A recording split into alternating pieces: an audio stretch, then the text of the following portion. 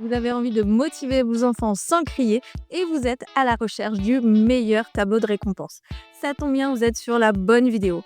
Aujourd'hui, on va évaluer de manière impartiale les 5 systèmes de récompense les plus vendus sur Amazon. Il en existe plein, mais tous ne se valent pas. Il y en a certains qui apportent plus de mal que de bien et il y en a d'autres qui, mal utilisés, peuvent au contraire faire l'effet inverse. Restez bien jusqu'à la fin de la vidéo parce que je vais vous partager une petite surprise rien que pour vous.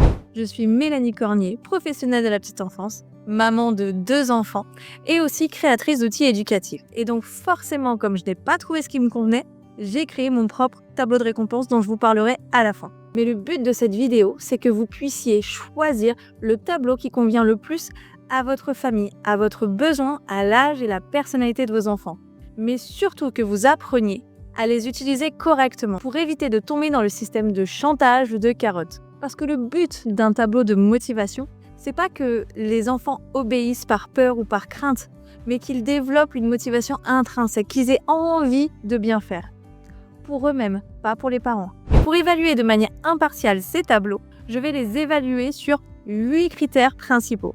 Est-ce qu'ils renforcent l'estime de soi? Est-ce qu'ils valorisent les efforts et pas uniquement les résultats, parce que les efforts sont plus importants que le résultat final? Est-ce que c'est adapté à l'enfant? Est-ce que ça favorise vraiment l'autonomie ou est-ce que c'est le parent qui va juger l'enfant? Est-ce que ce tableau va éviter la comparaison dans la fratrie? Est-ce qu'il est ludique et motivant pour plaire à vos enfants? Mais aussi, est-ce qu'il est réutilisable, durable? Est-ce qu'il va durer dans le temps ou est-ce que c'est quelque chose qu'on va utiliser qu'une semaine, 2 semaines, 6 mois et qu'on sera obligé de racheter après? Mais le plus important pour moi, est-ce qu'il y a un guide fourni avec qui permette aux parents d'avoir les clés pour vraiment utiliser le renforcement positif et ne pas utiliser le chantage? Parce que le but, c'est pas de rendre l'enfant dépendant à la récompense, mais justement de valoriser ses efforts et de lui permettre de développer sa détermination et sa motivation. Alors c'est parti, on va commencer par le premier système. Le premier, c'est le bocal de récompense. Donc ici, on a des plaquettes avec des étoiles qu'on va venir décrocher et glisser et collectionner dans le bocal quand on aura réussi à relever un défi. L'avantage de celui-ci, c'est qu'il est hyper ludique. Les enfants adorent collectionner. Et ça, ils l'ont très bien compris. L'avantage de ce système de récompense, c'est qu'en fait, l'enfant ne va pas faire le lien direct entre son action et la récompense puisqu'on a des renforçateurs. En fait, les jetons ou les étoiles qu'on va collectionner avant d'accéder à la récompense finale, on appelle ça des renforçateurs. Et ça permet d'éviter cette dépendance à la récompense finale. Par contre, en dehors de ça, il n'y a rien. Ce n'est qu'un système de récompense, c'est-à-dire que là, vous n'avez que les renforçateurs. Vous n'avez pas la définition d'objectif ou de défi pour l'enfant. Vous n'avez pas de tableau qui affiche ces défis pour l'enfant, qui lui rappelle les défis qu'il s'est imposés à lui-même. Vous n'avez pas non plus la récompense qui est affichée. Il n'y a que les renforçateurs. Donc ça peut être un kit que je peux recommander quand on travaille l'acquisition de la continence, quand l'enfant, on va essayer d'aller sur le pot. Il va pouvoir mettre des jetons qui sont sous forme d'étoiles dans le bocal pour visualiser tous les efforts qu'il fait sans mettre la pression sur les selles ou les urines. Mais en dehors de ça, ce n'est pas un système de récompense. C'est uniquement des étoiles à collectionner. Ça veut dire que pour l'utiliser concrètement, il va falloir le compléter avec d'autres outils pour vraiment avoir un système complet de motivation. Deuxième outil, on a les feuilles à gommettes. Donc ça, c'est quelque chose qui est assez prisé, mais qui par contre est à usage unique. Ça veut dire qu'on vient coller les gommettes et on ne peut pas les enlever pour réutiliser. C'est des feuilles qui sont jetables. Donc derrière, vous avez les gommettes que vous pouvez coller.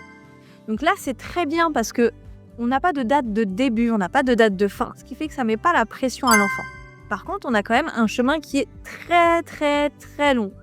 Donc je ne sais pas quels sont les attendus, mais le chemin est déjà très long à visualiser. Donc il va falloir décomposer en plusieurs étapes pour éviter que l'enfant perde sa motivation. Donc ça, pareil, de même, ça peut être utilisé pour l'acquisition de la continence.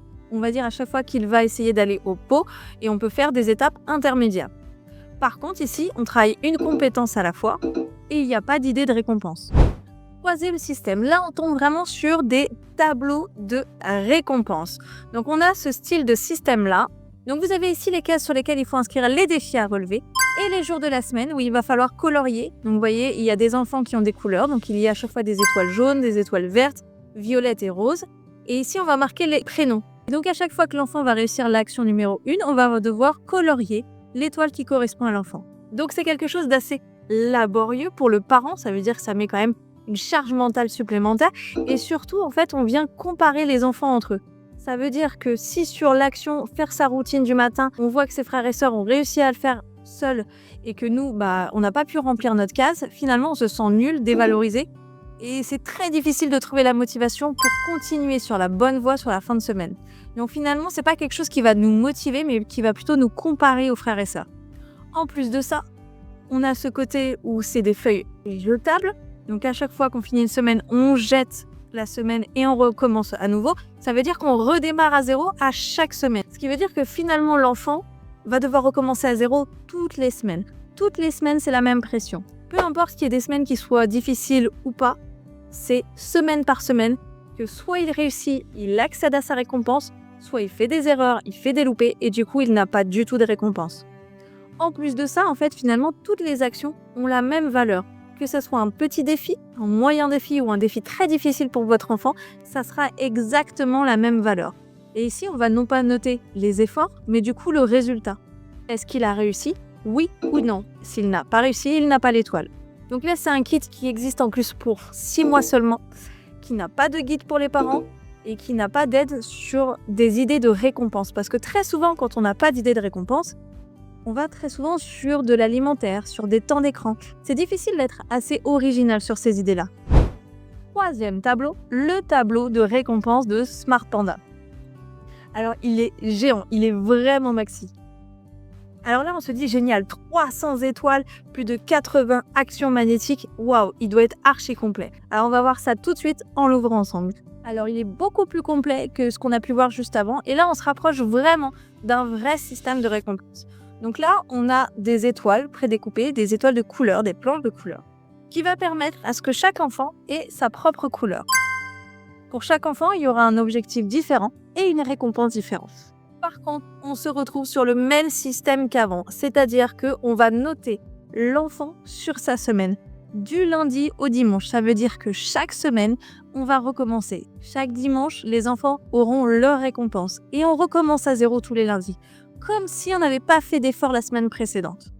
Je sais pas pour vous, mais moi déjà dans le travail, quand il fallait redémarrer à zéro chaque mois pour les objectifs du mois, c'était déjà pas évident. Alors imaginez pour votre enfant la pression de devoir recommencer toutes les semaines. En plus de ça, du coup, on vient coller donc les étoiles, rouge pour un enfant, vert pour le deuxième et bleu pour le troisième enfant. Et on vient les coller sur chaque case. Ça veut dire que si on voit que les frères et sœurs ont déjà réussi et que nous non, on se sent nul, on se sent dévalorisé et c'est très très difficile de ne pas perdre sa motivation. Et ça a tendance au contraire à baisser sa confiance en lui. Ici donc on vient mettre les aimants des actions qui sont ici. Alors il y en a énormément. Donc on pourrait se dire c'est génial, il y a énormément de choses, il y a des bonnes idées. Mais il y a des choses où on se demande ce que ça vient faire là. Ici par exemple, on a faire des recherches pour les projets à venir. Personnellement, ma 7 ans ne va pas faire des recherches pour les projets à venir. Donc en fait, on a des étapes comme utiliser le pot pour les très petits jusqu'à du très très grand, voire de l'étudiant. Je pense pas qu'un étudiant ait envie d'utiliser encore un système de récompense à son âge. C'est au contraire hyper infantilisant. Mais pourquoi pas? Parce qu'il peut y avoir des enfants qui ont besoin d'avoir ce tableau visuel pour pouvoir avancer sur leur projet. L'avantage de celui-ci, c'est que toutes les actions sont décomposées. Mais par contre, on ne peut pas mettre beaucoup d'actions sur le tableau. Ça veut dire qu'il faut bien les choisir. Parmi les choses qui ne sont pas hyper bienveillantes et positives, on a ne pas crier. Ça veut dire que si dans la journée, l'enfant crie une fois, en fait, il n'a pas réussi son objectif. Alors que finalement, par rapport à d'habitude où il passe la journée à crier et que là, finalement, il crie un peu moins, on ne valorise pas les efforts qu'il a faits, mais uniquement le résultat. Pareil, ce que je trouve dommage, c'est que finalement, toutes les actions, quel que soit le défi relevé par l'enfant, ça soit toujours au même niveau. Alors qu'il y a des défis qui sont assez faciles, des défis qui sont moyens et des défis qui sont beaucoup plus difficiles pour l'enfant.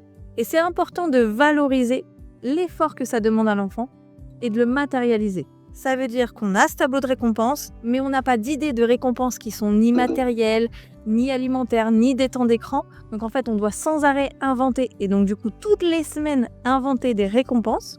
Mais surtout, on affiche, comme à l'école, les résultats de tous les enfants. C'est comme si au travail, vous aviez un tableau permanent affiché tous les jours sur les résultats par rapport à vos collègues. Pas hyper bienveillant comme utilisation, Mais je pense que si on a un seul enfant, c'est quelque chose qu'on peut utiliser.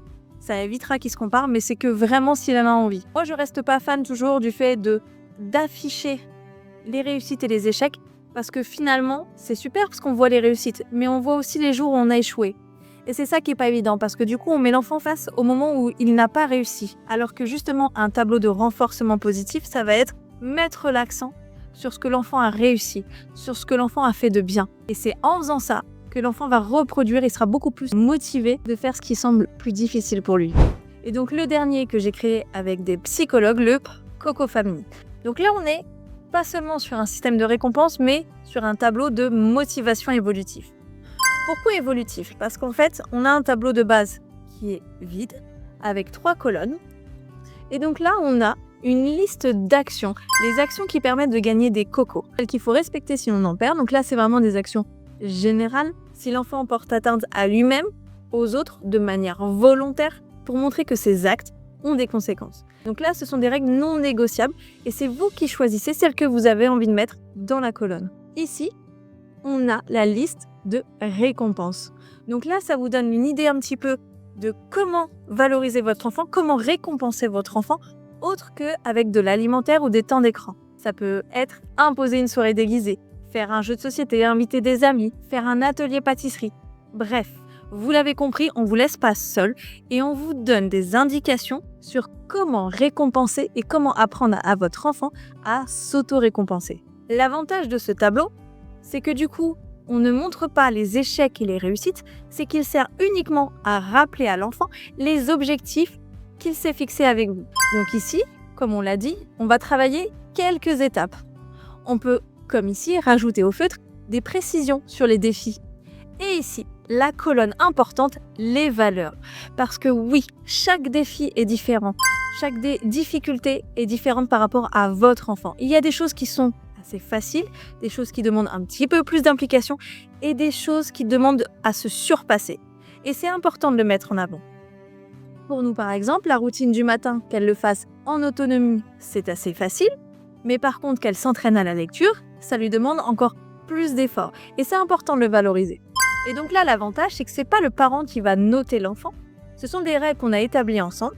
Et du coup, l'enfant va collecter des jetons à chaque fois qu'il arrivera à relever ses défis. L'avantage ici, en ne mettant que les actions, c'est qu'on ne va pas comparer les enfants entre eux. Ici, ce sont uniquement les défis qu'on s'est fixés en famille. Et chaque enfant possède sa trousse avec ses jetons. Il peut les utiliser quand il veut. On ne redémarre pas à zéro chaque semaine. On prend l'enfant vraiment dans sa globalité. Et quand il a ses jetons, il va apprendre à prioriser, à faire des choix. Est-ce que je veux utiliser maintenant ce que j'ai ou est-ce que je veux cumuler encore plus pour avoir une plus grosse récompense? Parce que oui, on a mis la possibilité d'avoir plusieurs récompenses à des niveaux complètement différents. Jouer à un jeu de société va être beaucoup plus facilement accessible qu'inviter un copain ou une copine à la maison.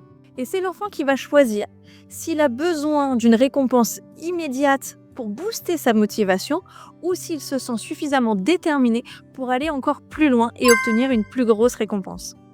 En parlant de plus grosse récompense, on a aussi créé le livret d'épargne. Parce que très souvent, on s'est rendu compte que les enfants voulaient ensuite des très grosses récompenses. Des choses qui demandent du temps et de l'argent et qu'on ne peut pas leur offrir si facilement. Et c'est là qu'on va les impliquer. On va leur dire, ok, tu veux une grande récompense? Donc tu vas nous aider à l'atteindre. Tu vas cumuler des jetons et tu vas accéder à des tickets d'or et des tickets d'argent. Et pour obtenir ces tickets d'or et ces tickets d'argent, tu vas mettre dans ton livret d'épargne des cocos jusqu'à ce qu'on arrive à notre objectif. Ce livret d'épargne est utilisé soit pour accéder à des récompenses exceptionnelles, soit pour travailler une compétence qui est vraiment difficile et pour motiver l'enfant sur une action précise. Et ce qui fait de ce système de récompense un vrai coffret de motivation, c'est qu'il y a un guide pour les parents. Un guide pour savoir comment l'utiliser, comment impliquer le renforcement positif, comment ne pas utiliser le chantage et comment faire concrètement au quotidien. Le but, c'est de ne pas laisser les parents seuls avec un système qui peut être mal utilisé, mais justement de vous aider à ce que cet outil facilite votre quotidien et valorise tous les efforts de votre enfant. Le but, c'est pas que ce tableau remplace votre éducation, mais qu'il vienne soutenir vos valeurs, qu'il vienne soutenir toutes les actions que vous mettez en place au quotidien. Alors, avant de choisir un tableau de récompense ou un tableau de motivation, Posez-vous les bonnes questions. Est-ce que c'est un besoin ponctuel, comme pour l'acquisition de la continence? Est-ce que c'est quelque chose pour travailler sur le long terme? Est-ce que c'est uniquement des renforçateurs dont j'ai besoin, donc des étoiles ou des jetons? Ou est-ce que c'est vraiment un coffret global clé en main? À vous de voir ce qui correspond le mieux à votre schéma familial, à vos enfants, à l'âge, la personnalité et vos besoins. Mais il faut bien retenir qu'un tableau ne devrait jamais juger ni classer des enfants. Il doit les accompagner, les encourager et leur donner les moyens d'apprendre à faire pour eux-mêmes. Pas pour vous faire plaisir, mais pour eux-mêmes. Et ça, c'est le cœur de Coco Family, notre coffret de motivation. Et pour vous remercier d'avoir regardé cette vidéo jusqu'au bout, j'ai une petite surprise rien que pour vous. Si vous cherchez un tableau de motivation et que le Coco Family est celui qui vous convient le plus, vous pouvez utiliser le code déterminé15 sur notre site web pour obtenir 15% de réduction. C'est l'occasion idéale pour vous lancer avec un outil éducatif qui valorise les efforts de votre enfant. Et si vous n'êtes pas encore abonné, c'est le moment de le faire. Et je vous dis à très vite sur notre chaîne pour une prochaine vidéo.